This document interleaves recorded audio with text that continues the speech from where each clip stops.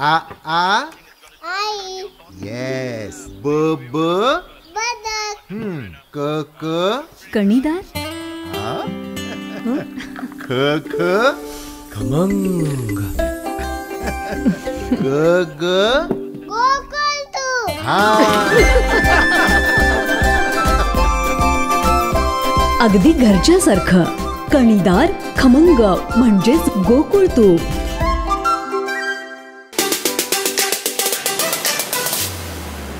नमस्कार. सर्वप्रथम सर्व पत्रकारांचे मी नगर परिषदेच्या कार्यालयामध्ये स्वागत करत आहे. आजची पत्रकार परिषद घेण्याचं मुख्य हेतू आणि मुख्य कारण म्हणजे 2 वर्ष पुरी झाली आम्हाला. 14 एप्रिलला 14 फेब्रुवारीला 2 वर्ष पुरी झाली नगरपंचायतला जेव्हा आम्ही पदभार स्वीकारला तेव्हापासून. आणि 2 वर्षात तब्बल आतापर्यंत 22 कोटीची कामं नगरपंचायतने केलेली आहे. ही मी एकाने न करता ह्याच्यासाठी माझ्या सर्व नगरसेवकांनी मला चांगल्यापैकी मार्गदर्शन केलं. आजी माझी नगरसेवक होते, आजी माझी सरपंच होते, गावातले काही जाणकार व्यक्ती होते. ते सर्वांनी चांगलं योगदान दिलं, चांगलं मार्गदर्शन दिलं. त्यामुळे ही सर्व कामं झालेली आहेत. तसंच नगरपंचायतचा जो स्टाफ आहे, प्रशासकीय सर्व जे आपले बाबी आहेत ते पूर्ण करण्याचं पण काम महत्त्वाचं असतं. ते वेळेच्या वेळी पूर्ण झाल्यामुळे 29 कामांची भूमिपूजनं नगरपंचायतने काल व आजपर्यंत केलेली आहेत. त्या सर्व कामांची प्रक्रिया, टेंडर प्रक्रिया, वर्क ऑर्डर, TS प्रमाण मिळण्यासाठी भरपूर संघर्ष झाला. ते सर्व मिळून टेंडर लावून योग्य कॉन्ट्रॅक्टरांना कामं देऊन आम्ही ती जे इलिजिबल झाले टेंडरमध्ये त्यांना देऊन ती सर्व कामं झालेली आहेत. आणि अशी सर्व कामं झाली ह्याचा सर्वात आपले पालकमंत्री रवींद्र चव्हाण साहेब, तसेच आमचे स्थानिक आमदार शिक्षण शालेय मंत्री दीपकभाई केसरकर यांचं खरंच मला मनापासून खूप त्यांचं मी आभार व्यक्त करतो. कारण ह्या नगरपंचायतला भरघोस असा निधी आम्हाला पुरवलेला आहे. आणि जो नगरपंचायतच्या मागच्या वेळेला असे भरपूर विषय झाले होते की पावसामध्ये खडूळ पाणी येतं, त्याच्यामुळे लोक नाराज होते. आणि आजच माननीय दीपकभाई केसरकर साहेबांनी मला फोन करून पण सांगितलं व नगरपंचायतला पत्र पण तसं आलेलं आहे की फिल्ट्रेशन प्लांट आणि टाकीला 2,30,00,000 रुपये मंजूर केलेले आहेत. म्हणजे नगरपंचायतसाठी जी आवश्यक असणारी जी आपली नगरपंचायत कसे जोडामार्ग ही उंच भरारी घेणारी नगरपंचायत आहे. कारण मोपा एअरपोर्ट जवळ आहे, गोवा जवळ आहे.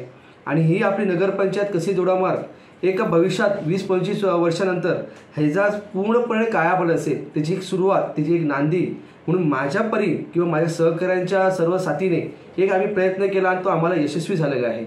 की आपल्या कचऱ्याचा सर्व जो गोळा करण्याचा प्रक्रिया असून दे, कचऱ्यापासून खत निर्मिती असून दे, किंवा जो सर्व विकास कमी वाडीवर रस्ते असून दे, दिवाबत्ती असून दे, ह्याच्यामध्ये आम्ही यशस्वी झालेलो होतो.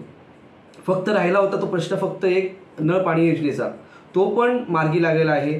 खरंच मनापासून मी दीपकभाई केसरकरांचं धन्यवाद देतो. आणि सर्व नगरपंचायतच्या वतीने कसे जोडामार्ग नगरपंचायतच्या ग्रामस्थांच्या वतीने त्यांना मी खरंच मनापासून त्यांचे आभार व्यक्त करतोय.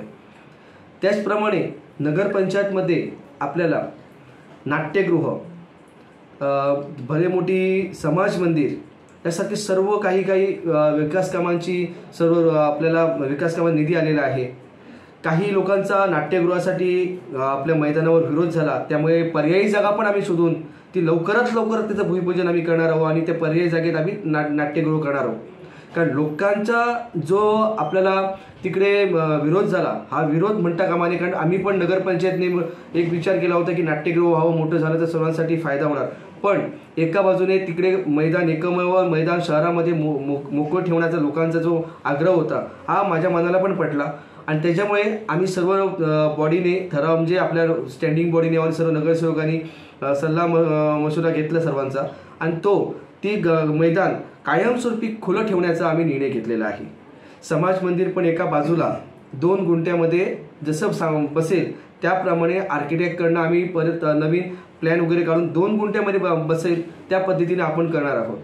असे सर्व नगरपंचायतचे आपण आतापर्यंत विकास कामं जे केलेले 20-25 कोटीपर्यंत जे आपण गेलेलो आहोत, ही भरारी सर्व नगरपंचायतच्या आपल्या स्थानिक ग्रामस्थांची, सर्व लोकांची, तशीच या सर्व पत्रकार बंधूंची पण साथ घेतली आहे.